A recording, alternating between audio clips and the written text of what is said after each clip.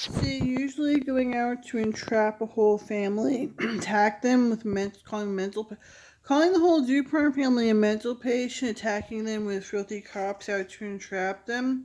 Usually they don't call it a crime spree, but filthy cops with Judge Todd Carr going about Cinco de Mayo, attacking their French like they're war criminals. I don't know.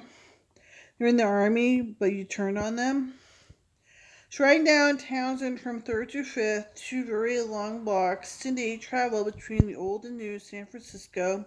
She passed the liquor store next to her building, the drive-through McDonald's, across the street, the Starbucks, and the borders of...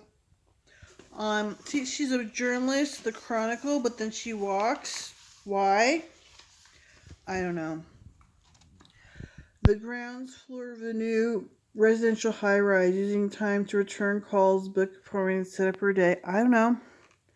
She paused near the recently rejuvenated Caltrain station that used to be a hell pit of homeless druggies. Now much improved as the neighborhood gentrification took hold. I don't know. Real estate's really valuable. But behind the Caltrain station was a fenced-off and buckled stretch of sidewalk. They ran along the train yard, rested junkers and vans from Jimi Hendrix era parked on the street. Vehicles were crash pads for the homeless.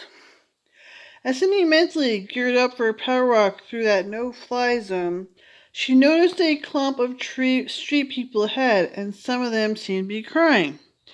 Now, I don't know why journalists like to walk around do this. They want to take away your cars.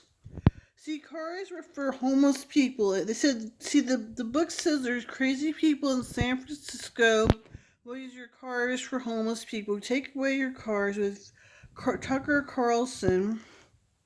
Yeah. As Cindy hesitated. Then she drew her laminated ID card out of her coat, held it in the front like a badge, pushed her way into the crowd. It parted for her. The ailanthus trees shooting up the cracks in the pavement cast a netted shade on a pile of rags, old newspapers, and fast food trash that was lying at the base of this chain-link fence.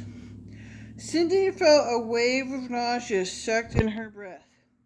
The pile of rags was, in fact, a dead man. His clothes were blood-soaked, and his face was so beaten to mush Cindy couldn't make out his features. She asked a bystander, "What happened? Who is this man?" The bystander was a heavy-set woman, toothless, wearing many layers and textures of clothes.